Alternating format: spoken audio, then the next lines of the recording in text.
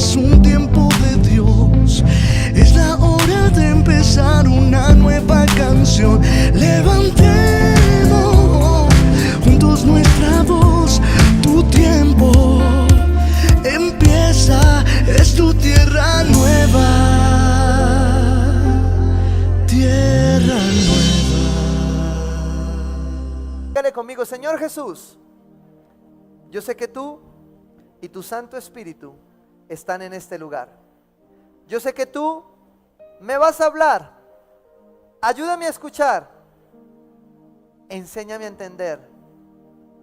Pero te pido con todo mi corazón que me permitas practicar esta semana, hoy mismo, lo que me vas a enseñar. En el nombre de Jesús. Amén y amén. Vaya conmigo a Gálatas 3:1.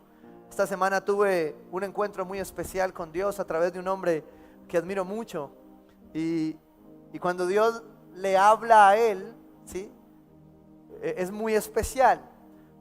Pero en mi caso personal, cuando Dios me habla a través de él, siempre siento que me habla a través del Padre. Entonces él me iba a dar una exhortación, porque la profecía, ¿sí?, se da para exhortar, para animar. La palabra claramente está para qué está dada.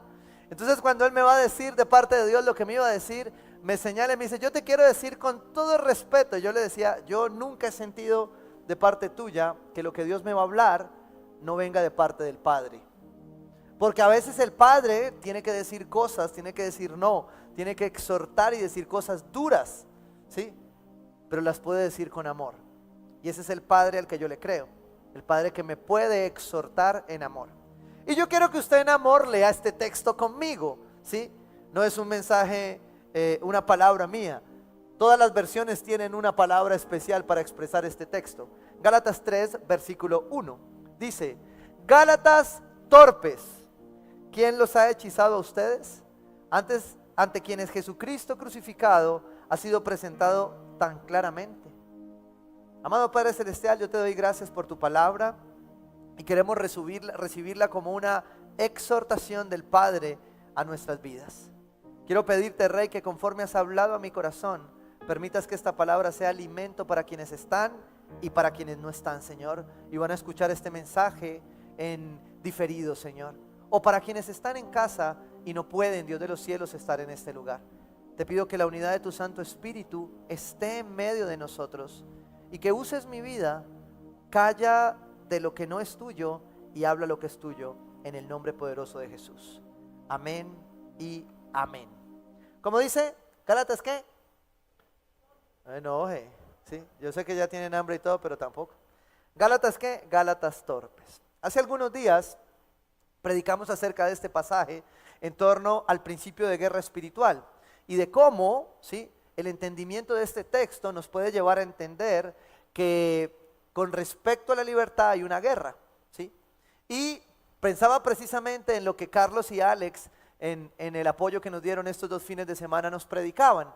Y cuando yo llegué ayer a tomar el sermón, ya yo había dejado planeadas algunas cosas, pero bueno, en esa mitad de receso, Dios suele hablarme en los aires por eso me gusta mucho viajar. Y entonces Dios me dio otro sermón, pero yo vine a retomar el que había dejado escrito. Y ustedes no me van a creer, pero parte de lo que predicó Carlos y de lo que predicó Alex era lo que yo tenía escrito y no hablé con ellos, ¿sí? Solo les dije: deben predicar este domingo y este domingo. Y estaba mucho en unidad. ¿Por qué? Porque un nuevo nivel de oración, diga conmigo, un nuevo nivel de oración es un nuevo nivel de relación, ¿sí? Pero un nuevo nivel de relación vertical es un nuevo nivel de relación horizontal. Y tiene que ver con cómo yo me relaciono con otros, que era lo que Carlos y Alex muy bien explicaban los 2 fines de semana anteriores. Pero entonces llegué a este punto y llegué a algo que el Señor venía inquietándome, y el miércoles pasado en Experiencia Bíblica en Comunidad hablamos acerca del tema. ¿Hablamos de qué? De la reforma. Los que están en Experiencia Bíblica en Comunidad celebramos la reforma, que es un tema a veces poco ladrilludo, pero esencial, y es importante conocerlo. Y yo quiero darte un poco de contexto por qué Pablo está hablando de esta manera. En otras versiones dice: ¿por qué son tan tontos? Entonces uno dice: wow, pero la palabra, ¿cómo va a decir eso? ¿Sí o no? porque es fuerte ese punto, ¿cierto? Entonces, ¿por qué Pablo está hablando en torno a esto? Yo quiero darte un panorama un poco histórico de contexto y de qué es lo que está pasando acá. Lo primero es que la carta del apóstol Pablo a la iglesia de Galacia es una carta que es tomada por muchos como la carta constitucional de la libertad cristiana. Es decir, si usted quiere aprender acerca de la libertad en Cristo, por eso tengo puesta esta camiseta hoy, porque ahora terminamos y salimos corriendo para el retiro. Por eso también hay menos personas hoy, unos porque están de vacaciones en semana de receso, otros porque están en el retiro, iban como 50 personas que hoy vamos a ir allá a guerrear, a batallar en libertad. Y esta carta, la de los Gálatas, dice el apóstol Pablo que Cristo nos libertó para que vivamos como en libertad, ¿sí o no? Y el apóstol Pablo en esta carta da una constitución, todo un tratado acerca de lo que es la libertad. ¿Listo? Eso es importante. Así como el Sermón del Monte puede ser nuestra constitución como cristianos, la carta de los Gálatas es un apartado constitucional acerca de lo que es la libertad en Cristo. Y por eso me puse esta camiseta hoy, que es la camiseta que concluye parte de los capítulos que hacemos en Libertad en Cristo. Y es el único así que se permite en Tierra Nueva, ¿cierto? Aquí no se le permite, ay no, pastor, es que yo soy así. No, no, no. Yo soy así es aceptado, seguro e importante. Pero si su esposo o su esposa le responde, yo soy así, usted le dice, te reprendo. Mentira, no, usted con amor le dice, no, usted es así como la palabra dice que usted es, aceptado, seguro e importante. Entonces, con esa base, empezamos a entrar en qué escribe el apóstol Pablo. Aquí, y el apóstol Pablo proclama la realidad a un pueblo. Y yo quiero que usted me entienda esto muy bien en contexto para poder concluir lo que quiero llevarte hoy. Lo primero, ¿a quién le estaba predicando el apóstol Pablo? ¿Sí? ¿Quiénes eran los Gálatas? ¿Quiénes eran la iglesia de Galacia? Eran en su mayoría personas judías que se habían convertido al cristianismo. Es decir, que se habían recibido de la obra de Cristo. ¿Ya? Para que usted me lo entienda, yo voy a ir bajando y cambiando de nivel. Entonces, eran judíos que se estaban cristianizando. Y como judíos que se estaban cristianizando, luchaban entre entender la ley que traían, las tradiciones, y la gracia. ¿Sí? El segundo grupo de personas que hay alrededor de este contexto eran los gentiles. ¿Sí? Personas que tal vez como usted y como yo, no veníamos en esa descendencia judía directa, sino que por la obra de la cruz habíamos recibido el poder tener la gracia de Dios para salvación. Y estos gentiles se batallaban entre otra ley y la gracia, pero realmente los gentiles batallaban más entre la ley del pecado, ¿sí? Y la gracia. Los judíos entre la ley de la tradición, también se volvía pecado, y la gracia. Pero resulta que 1500 años después, hubo un hombre llamado Martín Lutero que entró en la misma discusión. ¿Y esto a qué me llevaba? Yo le voy a contextualizar un poco aquí la historia de cronología bíblica. Yo sé que muchos historiadores que hay en la iglesia de los muy buenos me van a decir, ay no, pastor, se tragó todo. Y yo sí, pero voy a tratar de darte un contexto de 3 hitos importantes que me van a llevar a una conclusión y a poder desarrollar el sermón. ¿Qué pasa en la historia? Solo hay una persona en la historia sobre la cual se declara que hay un antes de él y después de él. No hay ningún otro hombre en la historia, ¿sí? Ningún antes de Messi y después de Messi, no. Hay antes de Cristo y después de Cristo, ¿sí? Ningún otro, ni Mahoma, ni Buda, ningún otro dividió la historia de la humanidad. Por más ateo que una persona sea, cuando va a estudiar de historia, tiene que tomar ese referente, antes de Cristo y después de Cristo. Esto es historia, clase de historia básica. ¿Listo? Y partamos de ahí, no me quiero ir más atrás. Pero viene Jesucristo y después viene entonces el desarrollo de donde nace la iglesia. ¿Sí? Viene entonces Lucas, la historia de Jesús, Jesús muere en la cruz, resucita, ¿ya? Y viene entonces ahora el libro de los Hechos. Que hay un dato que me encanta, ¿sí? Que en la Reina Valera particularmente, cuando usted lee los evangelios, usted va a ver que todos los evangelios terminan diciendo amén, ¿sí? En la Reina Valera. Pero el libro de los Hechos no dice amén. ¿Por qué? Porque el libro de los Hechos no ha terminado. Usted y yo somos parte de los hechos de la iglesia. Un día se leerá primera de WhatsApp del pastor Germán a sus discípulos. ¿sí? Y las instrucciones estarían ahí, ¿cierto? Porque seguimos escribiendo los hechos de la iglesia que nació acá, ¿sí? Esto parece historia básica de Coquito, pero es muy importante para lo que yo te quiero explicar, porque el contexto nos da dónde estamos y para dónde vamos. Resulta que ahí entonces nace la iglesia, y aquí con todo el respeto que les debo, ¿sí?, a mis hermanos reformadores y a mis amigos reformados, la iglesia no nace en la Reforma, la iglesia nace en el libro de los Hechos. La iglesia no nació hace 507 años con Martín Lutero. La iglesia nació en Jesucristo. Amén, ¿estamos de acuerdo? Es historia, son datos y hay que darlos. ¿Listo? ¿Por qué te estoy diciendo esto? Porque cuando veo el libro de los Hechos donde nace la iglesia, tengo que llegar a un suceso y quiero marcarlo en la historia. Más o menos 300 años después, vino un hombre que se llamó Constantino. Y allí tampoco nace la iglesia. Antes de Constantino, 300 años después, ya habían 300 años de iglesia. De problemas, de dificultades, de diferencias, de muchas cosas. Pero Constantino trajo algo que es trascendental, que al final para unos puede ser muy triste y para otros pues fue importante. Y la verdad, sí, pero no. Dios usa todo para bien. Este hombre que ocupaba una posición muy importante, lo que hizo fue darle una posición al cristianismo. Y cogió el cristianismo y lo unió con la política. Y eso trae muchos problemas. ¿Sí? Pero entonces lo que pasa acá es que el cristianismo se vuelve la religión oficial del pueblo romano. Escuche esto. ¿Por qué empiezo a contarte este pedacito de la historia? Porque aquí tampoco comenzó la historia de la iglesia. Vuelvo y se lo repito, la iglesia comenzó antes con Jesucristo. Y en el libro de los Hechos, en el desarrollo de la iglesia primitiva. O sea que si usted quiere conocer la iglesia, tiene que conocer la historia. Si usted quiere saber por qué usted tiende para allá o tiende para acá, usted tiene que conocer la historia. Y me llego entonces a 1500 años después, donde un hombre llamado Martín Lutero, con otros hombres alrededor, como Zwinglio, como Calvino, como otros antes de ellos, dijeron, hay que reformar la iglesia. ¿Por qué? Porque aquí es donde conecto con el principio reformador y sí me considero protestante, ¿ya? Y reformador en ese sentido. Y es algo que Martín Lutero acuñó de muy buena manera. Iglesia reformada, siempre reformada. Pero parece que mis amigos reformadores a veces lo olvidan y se resisten a ser reformados ellos mismos como reformadores. Y olvidan el complemento de esa declaración.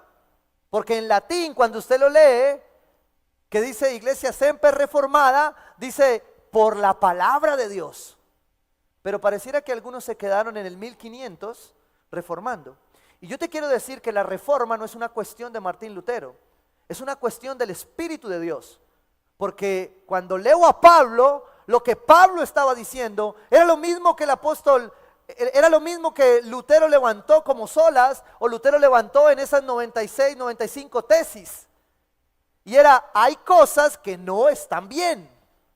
O sea que la reforma no es una situación de un evento.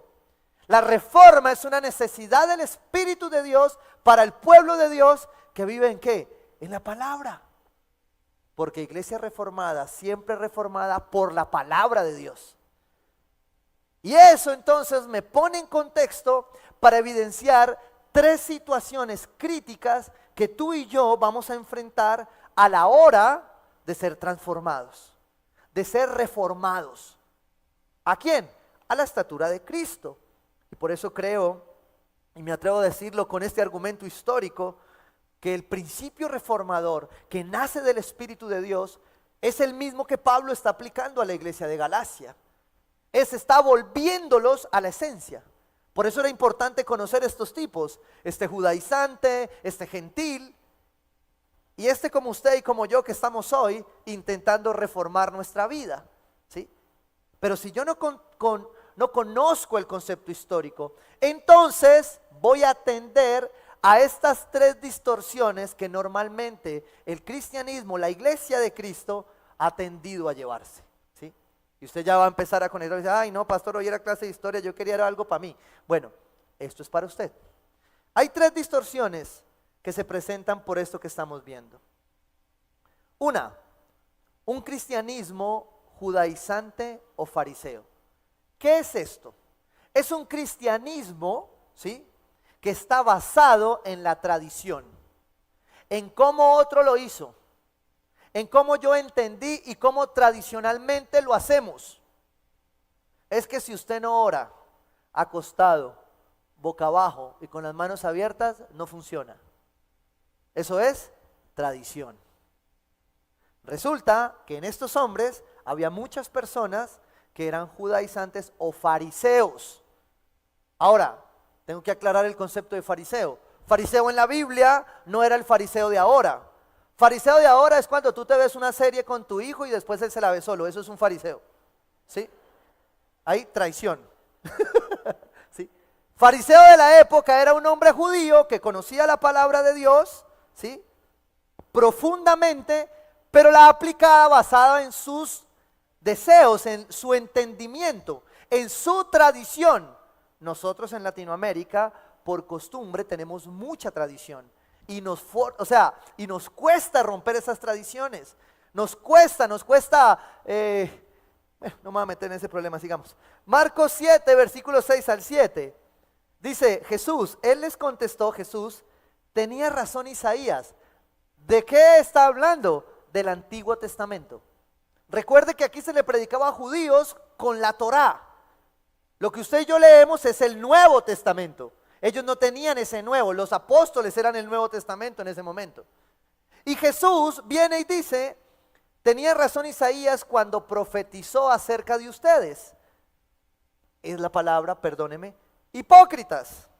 Según está escrito, ya se sabía. Este pueblo me honra con los labios, pero su corazón está lejos ¿de quién? De mí.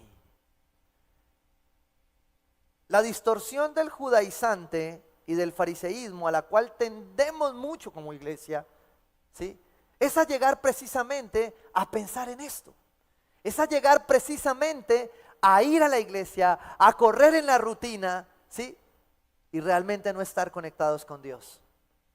Y yo te voy a decir algo, esta distorsión no solo daña tu relación, esta distorsión te separa de la voluntad de Dios. Es una tendencia del ser humano, ¿sí?, a la tradición. Y termina diciendo, este pueblo me honra con labios, pero su corazón está lejos de mí. En vano me adoran. Sus enseñanzas no son más que reglas humanas. El judaizante, el fariseo, convertía las reglas en un problema. Y me encanta lo que Jesús acuñó. Cuando Jesús vino y dijo, yo no he venido a anular la ley, he venido ¿a qué? A darle cumplimiento. Pero, ¿cómo así, pastor? ¿No era pues por gracia? Sí, pero no. ¿Por qué? Porque Jesús mismo lo dijo. Ahora, hay elementos que nos permiten saber que sí y que no, rápidamente. Hay otros que son más problemáticos. No lo alcanzamos a ver hoy acá. Pero voy a ponerle este ejemplo. En todo lo que usted lea en el Antiguo Testamento, que se trate de sacrificio y de un cordero, ya no funciona en el Nuevo. Porque el cordero ya fue entregado. El sacrificio ya fue hecho. Todo eso que leímos, que acabamos de pasar leyendo en experiencia bíblica en comunidad, eso mejor dicho, eso era sangriento, ¿sí? Y mi esposa que no deja jugar al niño juegos peligrosos, y yo leyéndole eso, ¿sí o no? Y eso era sangre por todos lados, ¿sí o no? Pero ya hoy no funciona así, porque la sangre ya fue derramada, el cordero ya fue entregado. Todo eso ya quedó abolido. Pero hay cosas que no quedan abolidas. Por ejemplo, robar en el Antiguo era lo mismo que robar en el Nuevo. ¿Sí? Adulterar en el Antiguo es lo mismo que en el Nuevo es peor. Porque en el Antiguo usted adulteraba físicamente, aquí con los ojos solamente. ¿Sí me entiende? Entonces hay cosas que no cambian, al contrario, empeoran frente al pecado. ¿Ya? Esa ley, Dios no vino a abolirla. Es más, frente al reposo, el reposo es tan demandado en el Antiguo como en el Nuevo. Pero Jesús puso un asterisco y dijo, el reposo es para usted, no usted para el reposo. El domingo, el sábado son para usted, no usted para el sábado. Por eso el que lo entiende, ¿sí? Lo entiende bien y sabe que el domingo es el día del Señor. Por revelación, por gracia, no por ley. Porque el fariseo y el judaizante tomaban la tradición como obligación. Y esto es lo que empieza a pasar cuando en una iglesia se empieza a prohibir y se empieza a decir qué hacer y qué no hacer. Yo le digo qué hacer y qué no hacer, lo que dice aquí. Pero no lo que yo le digo. Y le voy a poner un ejemplo, aprovechemos que estamos en octubre. A propósito, sé que me lo van a preguntar, pero de una vez respondo para todos. Pastor, ¿y el 31 me puedo disfrazar los niños? Y yo siempre se lo respondo bíblicamente, haga lo que le dé paz. ¿Por qué? Porque yo no soy quien para decirte qué hacer con tus hijos. Tú tienes al Espíritu Santo, tú tienes Biblia, tú sacas tu convicción y tu criterio. Ahora te voy a compartir la mía, que no es doctrina, es mi convicción. Fue una decisión que la señora y yo tomamos un día. Es más, de hecho ahora vengo de mi iglesia y mi iglesia toma otra decisión. Es tan que me convencen. Pero yo dije, no, estamos a 20 días, yo no me voy a poner a hacer nada, ¿sí? Porque creo poderosamente que hay decisiones que tienen que venir por convicción, no por fariseísmo o por judaísmo. Hay decisiones que tú vas a tomar que no pueden ser porque te las pide el pastor. Ay, pastor, mire, dígale que él no ha dejado de hacer esto. Yo le digo, ¿yo por qué? Sí, yo no tengo nada que ver ahí, ¿sí o no? Usted es el que decide. Yo me encargo de predicarte que la palabra te da dirección, que te da sabiduría y que tú tienes el Espíritu Santo de Dios para tomar esa decisión. Vuelvo al tema. ¿Me puedo o no puedo? Entonces le voy a decir, no es doctrina, es mi decisión. Algún día con mi esposa dijimos, hay 364 días para que mi hija se disfrace. Se puede disfrazar. Pero ese no. Principio protestante. Me transformé, estoy en Cristo, pero tenía mi guerrillero por ahí, ¿sí o no? Gracias a Dios lo dejé. No quiero parecerme a ningún guerrillero ahora, hermano. Pero entonces dijimos con mi esposa, no, protestemos. Ese día no. Y mi hija se disfraza otro día, en abril, o un día que quiere ponérselo y ya. ¿Hay pecado en ponerse un disfraz? No. Ahora, si su conciencia se lo permite, si su relación se lo permite, y usted va a disfrazar a su hijo, oiga, póngale un disfraz decente. ¿Sí? Yo vi uno esta semana ahí nuevo que salió de recién operado de cirugía estética. Yo dije, no, muy boleta ese disfraz. Mire, que lo disfrace, por lo menos que glorifique a Dios. Por lo menos que si el niño quiere ser, porque todo hombre quiere ser un superhéroe. ¿Qué hacemos? Está en el diseño del hombre. Y toda mujer normalmente quiere ser una princesa. Está en el diseño de la mujer. ¿Sí? ¿Cómo omito eso? Después volvemos al tema. Entonces, ¿lo hago o no lo hago, pastor? Y yo ya le dije, haga lo que le dé paz. Pregúntele a Dios, ore. Ahora, cuando viene y me dice, pastor, es que tengo una reunión en la empresa, ¿será que me puedo disfrazar? Y yo digo, pues uno a los 30 y cuantos, pues además, perdóneme la expresión, esta sí no es la palabra, además de ridículo, pues usted qué tiene que hacer disfrazándose sin su esposa en una fiesta que no tiene que estar, ¿sí? Vuelvo y repito, haga lo que le dé paz, ¿sí? Porque si no me vuelvo fariseo o judaizante. Y de lo que yo te estoy hablando hoy es precisamente de lo contrario, es que tú tomas tus propias decisiones. Porque el fariseo y el judaizante quieren eso. Quieren que por la tradición tú, qué hacer y qué no hacer. Si tú vas a un lugar donde te dicen qué hacer y qué no hacer, huye, es una secta.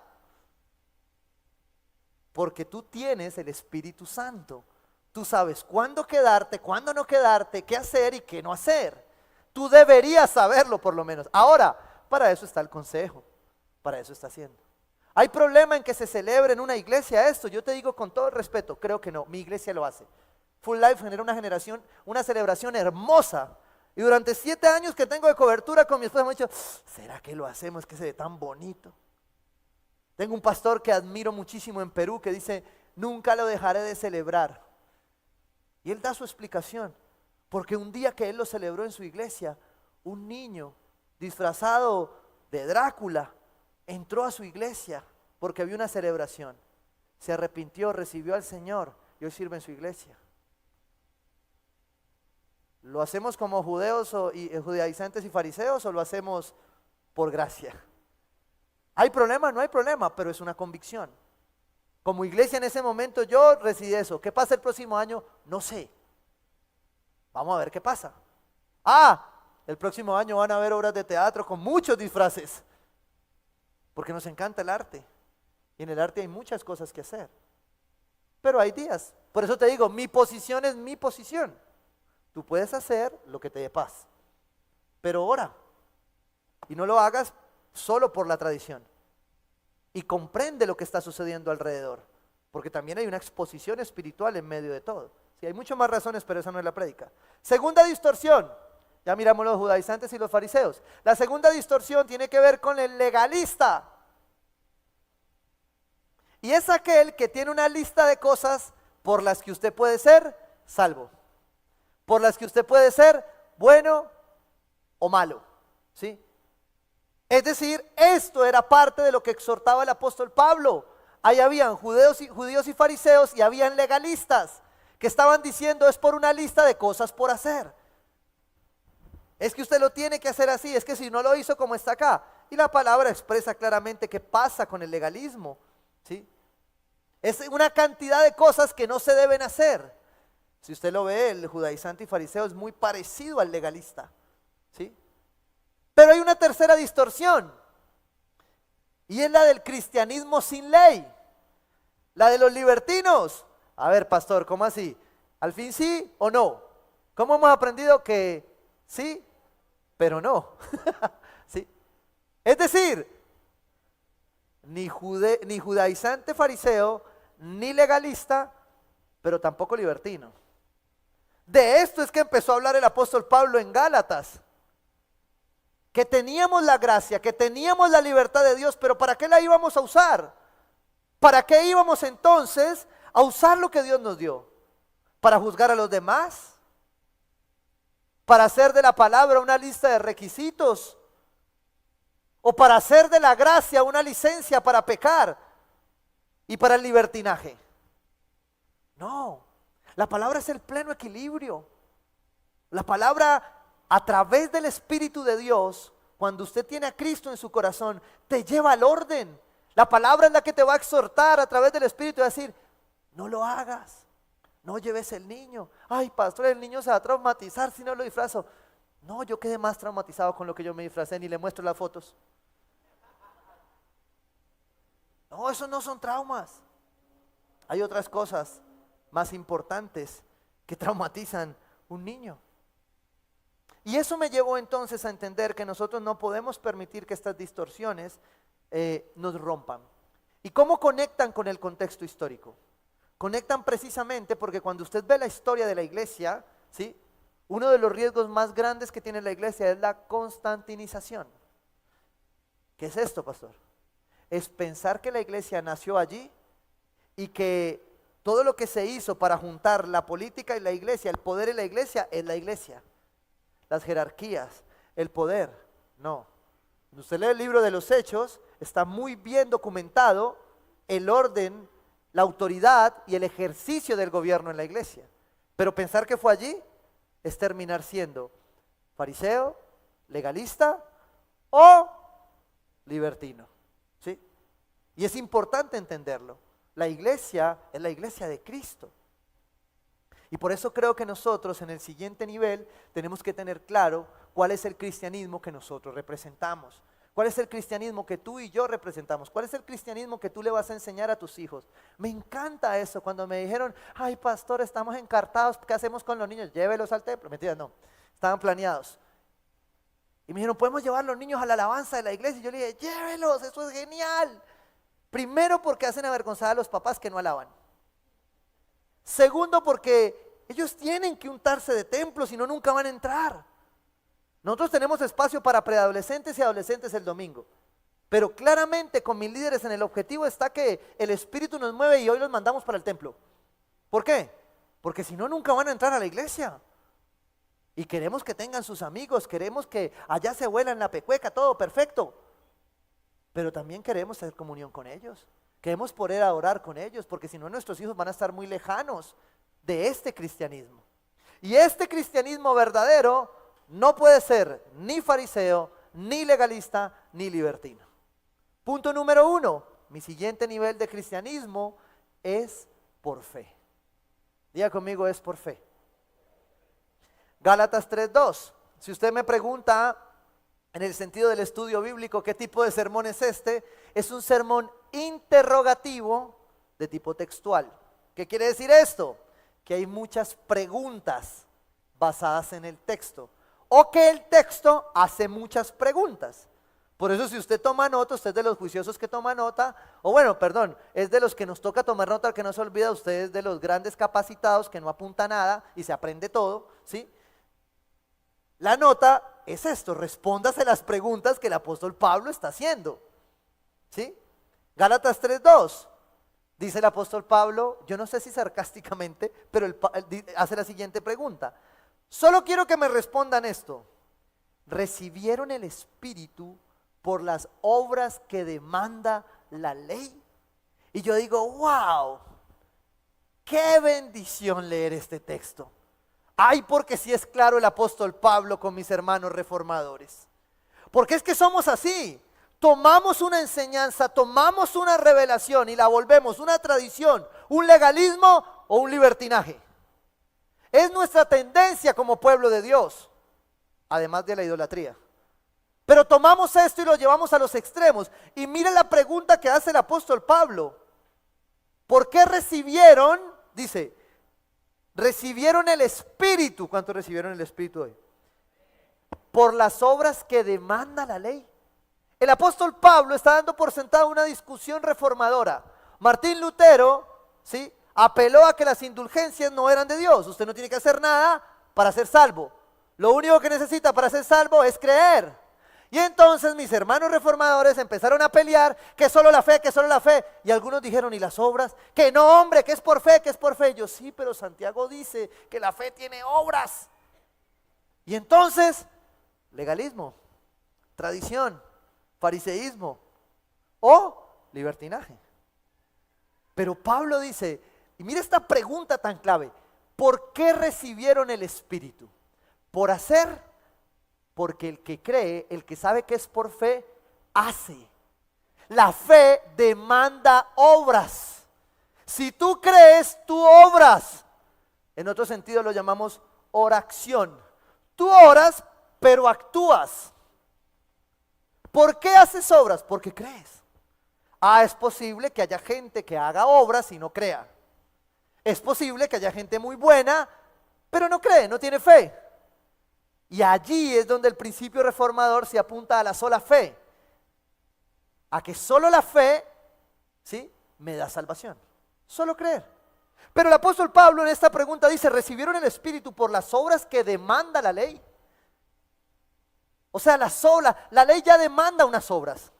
Pero no es por eso que le recibo. Es por fe. Diga conmigo, es por fe. Gracias a Dios. Sigue diciendo, o por la fe con que aceptaron el mensaje. Por la fe con la que tú empiezas a creer la palabra, no por tus obras. Pero cuando tú empiezas a creer la palabra, tus obras empiezan a reflejarse. Dice el Señor que reflejaremos su gloria como en un espejo. Es decir, que un cristiano que cree por fe, tiene obras. ¿De qué? De fe. Pero si yo entro en la distorsión, me vuelvo fariseo y me quedo en que solo es por fe. O me vuelvo legalista y digo, es por obras, hay que hacer obras. O me vuelvo libertino y hago las obras sin fe. Cuando la palabra es un pleno equilibrio. Si tú crees que es lo único que se necesita, tú vas a tener obras. Si tú crees, tú vas a ser transformado. Si tú crees, es por fe. ¿Sí o no? ¿Cómo va a cambiar mi esposa? Por fe. Esposos, oren conmigo. No soy yo, es Él quien cambia a mi esposa. Esposas, oren conmigo. Señor, no soy yo yo te ayudo, pero no soy yo. Sí. Es Él, porque es por fe. Si tú no entiendes esto, entonces va a ser muy difícil que puedas ver las obras. ¿Sí? La Nueva Traducción Viviente lo dice de esta manera: déjenme hacerles una pregunta. ¿Recibieron el Espíritu Santo por obedecer la ley de Moisés? Claro que no. Recibieron el Espíritu porque creyeron. Solo por creer se recibe. Y si tú crees, tú tienes el Espíritu Santo. No hay ninguna señal, ninguna manifestación necesaria, solo creer. Y tú lo tienes. Le has recibido. Punto. Eso es lo que dice la palabra. El principio reformador. ¿Sí? Solo fe, solo gloria a Dios. ¿Sí? Solo Él, solo Cristo, solo Escritura. Amén.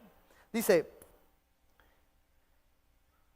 recibieron el Espíritu porque creyeron en el mensaje que escucharon. Es por el oír, es por fe, no es por vista. Y esto me llevaba sencillamente a entender que fue lo mismo que vivieron los discípulos. Los discípulos vivieron por fe. Los discípulos recibieron el Espíritu Santo antes de Pentecostés. Antes, cronología bíblica. Juan, capítulo 20, versículo 21. Jesús dice: la paz sea con ustedes, repitió Jesús. Como el Padre me envió a mí, así yo los envío a ustedes. Juan, ¿sí? Cronológicamente está antes de Pentecostés, ¿ya? Y Jesús está diciendo acá, acto seguido, sopló sobre ellos y les dijo: reciban el Espíritu Santo. Y ahí ellos reciben. ¿Por qué? Por creer en Jesucristo. Por creer en Jesucristo recibo el Espíritu Santo. Jesús sopla sobre mí. Y yo lo tengo, diga conmigo, yo tengo el Espíritu Santo. Porque tengo a Cristo. Pero si usted no tiene a Cristo, asegúrese de tener el Espíritu Santo. Porque es por Él que llega. ¿Sí me entiende? ¿Qué pasa aquí? Jesús le dice entonces a los discípulos: reciban. La palabra recibir en el griego original significa inmediatamente, ahora mismo. Si usted recibió a Cristo hoy, usted tiene el Espíritu Santo hoy. O sea que usted puede vivir por fe hoy. ¿Sí? Primera de Servientrega 1, hoy mismo. ¿Sí o no? ¿Cómo quiere vivirlo? Tiene que entenderlo. Recibirle entonces es una confirmación, pero llenarse de Él es una petición. Déjeme se lo explico en el segundo punto. Primero, no es por fe. Segundo, no es en mis fuerzas. Hombres, vuelvan a decir conmigo: a mi esposa no la cambio yo. Mujeres, oren. Gálatas 3, versículo 3. Mire los adjetivos que usa la palabra. Tan torpes son. Otra pregunta. Somos torpes. Después de haber comenzado con el Espíritu, pretenden ahora perfeccionarse con legalismo, con fariseísmo o con libertinaje. Eso es lo que está diciendo el apóstol Pablo ahí. ¿Sí me entiende por qué es importante el contexto para entender la palabra? Porque lo que está diciendo la palabra acá es que estos hombres de Galacia estaban pretendiendo ahora pedirle a los demás perfección a través de obras, no de fe. ¿Sí? Pretenden ahora hacerlo con esfuerzos humanos.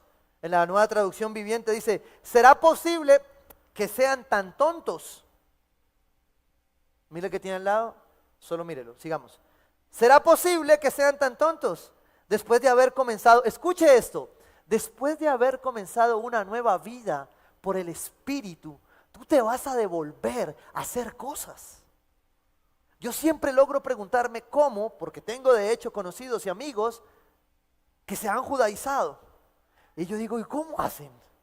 ¿Cómo hacen después de tener libertad? ¿Cómo hacen después de conocer a Cristo volverse a poner tareas? Yo tratando de librarme de unas.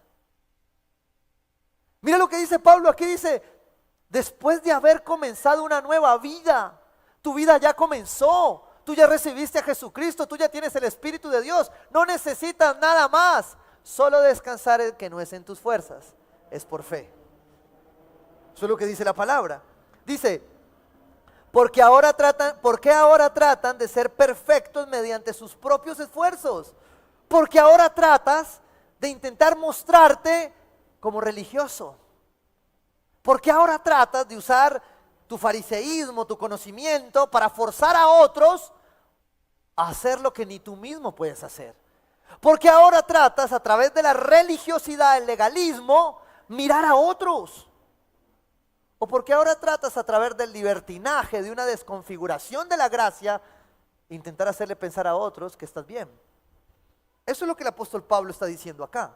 Un pleno equilibrio de un cristianismo verdadero, de un cristianismo que transforma vidas. Zacarías 4:6 dice, Zorobabel está recibiendo una profecía aquí, diciéndole que tiene que reconstruir el templo. Y el Señor le dice, así que el ángel me dijo, esta es la palabra del Señor para Zorobabel. Ahora voy a pedirle a ver si aquí encuentro más unidad. Vamos a leerlo juntos y usted lo va a hacer con su nombre. ¿Sí? Me explico. Usted lee el texto y pone su nombre. Ejemplo, esta es la palabra del Señor para Germán. ¿Listo? Vamos a hacerlo a la voz de 3. 1, 2, 3. Esta es la palabra del Señor para Germán. ¿Listo? Es para usted. No será por la fuerza ni por ningún poder, sino por mi espíritu, dice el Señor Todopoderoso. Hay cosas en tu vida que tú quieres seguir haciendo en tus fuerzas y no lo dice el nuevo, lo dice el antiguo. ¿Cambian el nuevo? No. Sigue igual. No es en tus fuerzas, es por el espíritu, dice el Señor. Hay pecados que tú no has podido dejar porque estás intentando en tus fuerzas. Hay relaciones que tú tienes que cortar y no lo has podido hacer porque lo sigues haciendo en tus fuerzas. Por eso es importante que tú entiendas que ya recibiste a Cristo y recibiste el Espíritu Santo. Entonces, tú sí puedes. Porque aquel que le recibe, puede. Ahora, hay un problema acá. Y es que los discípulos lo han recibido. ¿Y qué pasó aquí? Lucas 24:49. Voy a poner una ilustración en un ejemplo. Ahora enviaré el Espíritu Santo, tal como prometió mi Padre. Pero quédense aquí en la ciudad hasta que el Espíritu Santo venga y los llene con poder del cielo. Ojo, todos lo recibimos, pero no todos tenemos poder. Porque el poder solo viene de la llenura de Dios. El poder solo viene cuando usted ya no obra en sus fuerzas, usted entiende que no es su poder, sino su poder para que usted pueda. ¿Para qué es el poder del Espíritu Santo? Suena a trabalenguas viejo, ¿no? Pero es así. El poder de Dios en mí me hace a mí poder. ¿Poder qué? No sé. Porque el poder de algunos no es el mismo poder que otros necesitan. Por ejemplo, hay personas que necesitan poder simplemente para levantarse, hacer su devocional. Y necesitan poder para empezar y abrir sus ojos. Entonces, Dios pasa al siguiente nivel. Y algunos que necesitan ya no solo poder para levantarse, sino para bañarse. ¿Sí? No voy a decir quién es aquí porque maluco. Pero algunos necesitan poder para más. Hay otros que necesitan poder para ver milagros. Hay otros que necesitan poder en su fe, viviendo por fe, para creerle a Dios. Hay muchos ejemplos en la Biblia. Este es uno. Los discípulos son llamados a esperar. ¿Sabe cuánto dicen los datos históricos que más o menos habían de personas? Aproximadamente 500 personas recibieron este mensaje. 500 personas recibieron el mensaje que le dijo, tú tienes el Espíritu Santo, es por fe, ¿sí? Ahora recibe el poder de Dios para que tú puedas. Y espera que el Espíritu Santo venga para recibir ese poder. 500 habían. ¿Sabe cuántas dice la palabra que quedaron? 120. ¿Y qué pasó con las otras 380? ¿Tú eres de los 380 o de los 120? ¿Tú eres de los que hizo el presupuesto, pero dijo, no, Señor, eso está muy duro? Yo mejor me endeudo. ¿Tú eres de los que Lleva 10 servicios donde el pastor esté dele y dele con el presupuesto y no lo has hecho. Bueno, los del primero, los de aquí todos ya lo hicieron. Tú eres el que tiene problemas con el matrimonio, no te has puesto en unidad con tus finanzas, con tu esposa, pero sigues pretendiendo tener poder, cuando Dios ya te dio el Espíritu Santo para que tú puedas, por lo menos, ser obediente. Y perdón que insista en esto del presupuesto, ay pastor, otra vez mejor no hubiera venido. Pero hay premisas tan básicas que a veces Dios da, que son esenciales para transformar un matrimonio. No, pastor, yo necesito algo muy profundo, es que usted no conoce a mi esposa. Yo le digo, yo conozco la mía. Y sé que con eso Dios hizo milagros. Me quité problemas de encima. Estoy en paz. Puedo dormir, me dejan dormir. Son principios básicos. Ahora te lo voy a poner en otro contexto. Tal vez no es tu presupuesto, tal vez es tu agenda, que la sigues manejando en tus fuerzas. Y Dios no es primero en tu agenda. Porque cuando Dios no es primero en un presupuesto, tampoco lo es en la agenda. Y por eso el tiempo no te fluye como lo necesitas. Y por eso tú necesitas, como a veces nos pasa a muchos, más de 24 horas al día. Cuando yo le entrego a Dios mi tiempo primero, Él redime mi tiempo. Dice, si el Señor no edifica la casa, en vano edificamos. ¿Eres de los 120 o eres de los 380? ¿Te sigues esforzando para hacerlo en tus fuerzas? Hoy es el día donde Dios te está llamando a decir, ¿quieres ser lleno? ¿Quieres recibir de mi poder? Lo primero que tienes que entender es que no es en tus fuerzas. Y yo quiero invitarte a hacer una oración allí. Y te voy a ser muy honesto. No te estoy invitando a hacer una oración para la prédica. Te estoy invitando a hacer una oración que tú mismo tuve que hacer este fin de semana, esta semana. Cuando me di cuenta que muchas cosas las estaba intentando hacer en mis fuerzas. Y cuando Dios directamente, cara a cara, me dijo, ya no más en tus fuerzas. Y tal vez muchos en la iglesia necesitábamos escuchar esta palabra.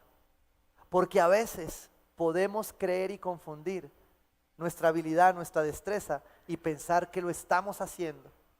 Y realmente no es en nuestras fuerzas. Es por fe. Dile ahí conmigo, Señor Jesús, yo me arrepiento cuando no te he esperado, cuando he actuado en mis fuerzas. Hoy sé quién soy yo. Ahora te pido que me llenes de tu poder para poder. Último punto, punto número 3, es por fe, no es en tus fuerzas. Y tercero, es lleno de su presencia. Si tú no te llenas de Él, si tu vida no está llena de Él, créeme, no vas a poder. Hay cosas que no vamos a poder. Lo vas a seguir intentando en tus fuerzas y no es en tus fuerzas. Gálatas 3, 4 al 5. ¿Acaso han pasado por tantas experiencias en vano? Yo quiero que lo aterrices hoy aquí. ¿Acaso has pasado por todo lo que has pasado? Dios te rescató de donde te rescató para que hoy te vayas a volver al legalismo, al libertinaje, al fariseísmo. O sea, Dios ha hecho tanto en tu vida para que tú te devuelvas. Tal vez Dios te está diciendo hoy a ti, yo pagué por tu libertad. Mira el apóstol Pablo en sus palabras. Yo creo que son las palabras de un hombre desesperado de ver una iglesia que no responde, de ver una iglesia que sigue actuando en sus fuerzas y ha perdido la fe. Y lo natural se volvió natural. Y lo sobrenatural fue abandonado, se volvió común. Porque a veces nos puede pasar eso, que dejamos de vivir por fe y la vista nos puede. ¿Sabes algo? No hay nada malo en un presupuesto. Pero el presupuesto no puede limitar tu fe, es el principio de tu fe. El presupuesto es un punto de obediencia. Sentarme con mi esposa, hablarlo, hacer una junta, es obediencia. Tomar decisiones sobre mi presupuesto para no andar endeudado, es obediencia. Es más, muchas veces no lo vas a poder hacer. ¿Sabes qué es lo que más cuesta dentro de esta práctica de hacer esto? Es reconocer con humildad que te equivocaste. Porque hay personas ancladas a un tema financiero porque no quieren reconocer que no son capaces de pagar. Y lo que le estás diciendo a Dios es, yo lo hago en mis fuerzas. Lo que le estás diciendo a Dios es lo que David le dijo cuando fue a hacer el censo en Samuel, en Primera de Samuel. David había ganado todas las victorias por el poder del Señor. Pero un día dijo, no, yo los voy a contar. Dios nunca le dijo que los contara. Dios le dijo, con lo que tengas, ve. Dios le dijo, es por fe, no es en tus fuerzas. Pero a David le pareció bien contarlo. ¿Y qué se causó? Un problema. Entonces, hacer un presupuesto no está mal. Pero hacer un presupuesto no puede anular tu principio. Y tu principio es que tú vives por fe y no por vista. Y por eso una agenda, un presupuesto, congregarme, discipularme, es un principio de fe. Es un principio de estar lleno de su presencia. Pablo dice, vuelvo a preguntarles, ¿acaso Dios les da el Espíritu Santo? Escuche esto. ¿Acaso Dios les da el Espíritu Santo? Y mire lo que dice la palabra. Y hace milagros. ¿En qué momento los milagros para ti se volvieron un legalismo? ¿Se volvieron un fariseísmo? ¿O se volvieron un libertinaje? Porque que la iglesia no vea hoy los milagros es producto de estas distorsiones. Porque queremos tener bajo control todo. Queremos esperar que Dios haga el milagro como nosotros creemos que lo puede hacer. Y yo te quiero recordar hoy un principio reformador. Es solo fe. Y si la palabra dice, Pablo lo está diciendo acá, la palabra misma dice, ustedes, ¿acaso Dios les da el Espíritu Santo y hace milagros? No dice dice y. Dice que Él te da el Espíritu y hace milagros. O sea que si tú tienes el Espíritu, tú deberías ver milagros. Pero ¿por qué no los estás viendo? ¿Por legalismo? ¿Por fariseísmo? ¿Crees que Dios no lo puede hacer ahora? ¿Cambió? ¿O porque el pecado te ha sacado para ver su obrar en tu vida? ¿Por qué? ¿Por qué no los podemos? La palabra lo dice. ¿Acaso Dios les da el Espíritu Santo y hace milagros entre ustedes porque obedecen la ley? ¿Sabes que no? ¿Sabes que me encantaría poder decir que los más obedientes, Dios nos hace? Bueno, menos mal no soy de los más obedientes. Pero no.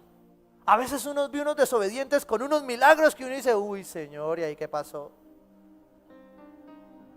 Eso rompe el fariseo, rompe al legalista y rompe al libertino. Porque los milagros no dependen de cuán bien te portes. Los milagros dependen de tu fe. Muchos quisieran explorar y hacer como fariseos un estudio de quiénes fueron los que subieron al minusválido al techo, sus historiales, para saber si eso sí era de Dios. Y sabes algo, a Dios le importa un pito. ¿Tú qué has hecho? ¿Quién eres? A Él solo le importa tu fe. Siempre, siempre se ha tratado de fe. ¿Quieres ver milagros? ¿Quieres ver a Dios obrando en tu vida?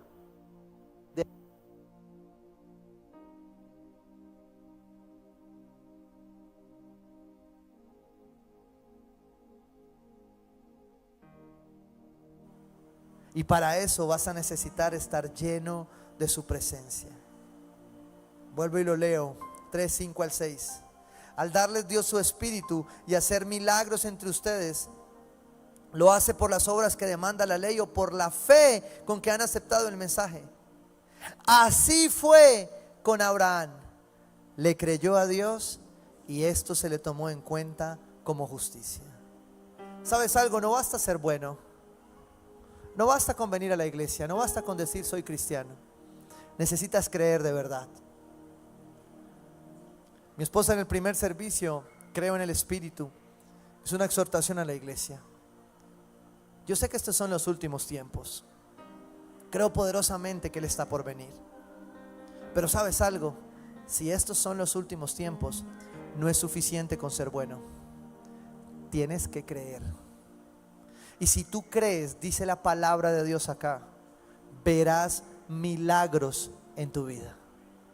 Dice que esa era una de las señales que los acompañaría. los milagros, los prodigios, las señales.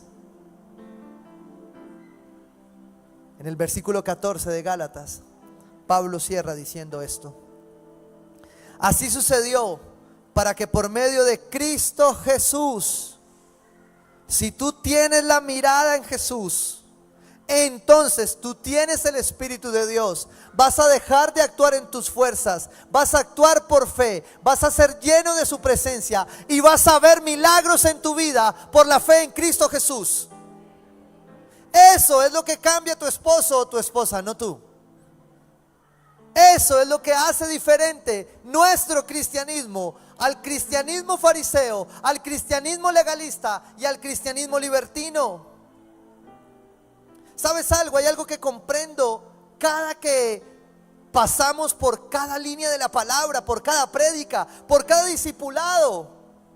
¿Sabes qué comprendo cada día? Que no sé nada, que sabemos cada vez menos, pero que creo poderosamente en la obra de Jesús en la cruz para tener el poder que solo Él puede darme a través de su Santo Espíritu.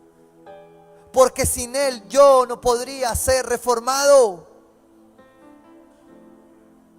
De nada sirve conocer las 95 tesis de memoria si tu mente no es renovada y reformada a la estatura cada día más de Cristo.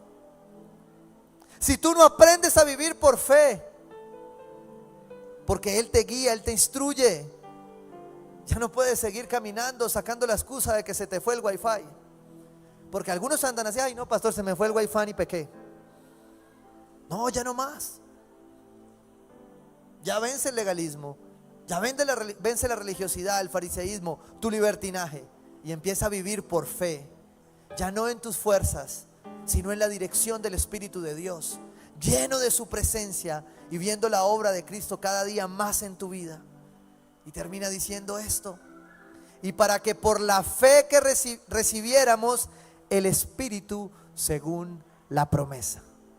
Yo no sé tú para qué necesitas poder, pero la promesa de Dios está que el Espíritu Santo que tú recibiste, que te llena hoy mismo, puede hacer lo que tú necesitas. Puede transformar tu vida, tu carácter, tu raíz de amargura, tu lucha, tu batalla, lo que tú sigues intentando en tus fuerzas, lo que tú sigues creyendo que con un trámite legal vas a resolver. Tu sanidad no depende de qué papel firmes o qué acuerdo hagas. Tu sanidad depende de la obra de Cristo en la cruz y del Espíritu Santo en tu vida para enseñarte a ver milagros de restitución, de provisión, de sanidad, en el nombre de Jesús. Amén. Padre, yo te doy gracias, Señor, por tu presencia, Señor. Queremos un siguiente nivel de fe, de cristianismo, Dios. Y no estamos hablando en el tono de prosperidad o de niveles de éxito. Estamos hablando de querer conformarnos a la estatura de Cristo. Y por eso yo quiero con mis hermanos ponerme de acuerdo para que podamos hoy renunciar a todo espíritu de fariseo, Señor, a todo espíritu de legalismo, de libertinaje, y hacer uso de la libertad que nos has dado para vivir por gracia conforme a la obra preciosa de la cruz. Gracias, Señor, porque tú me enseñas que no es por lo que yo haga, que no es por normas, que no es por listados, que no es por requisitos, es por fe, Señor. Y por eso creo poderosamente, Señor, en lo que tú vas a hacer en mí. En el nombre poderoso de Cristo Jesús, te entrego mi vida, Señor. En el nombre de Jesús, te alabamos, Rey. Y creemos que es por lo que creemos en ti, Señor. En el nombre de Jesús, dele alabanza a su Dios y dígale: creo en ti, Señor. He decidido vivir por fe, no en mis fuerzas, pero lleno de tu presencia, para poder lo que tú quieres que se pueda en mi vida, en el nombre de Jesús.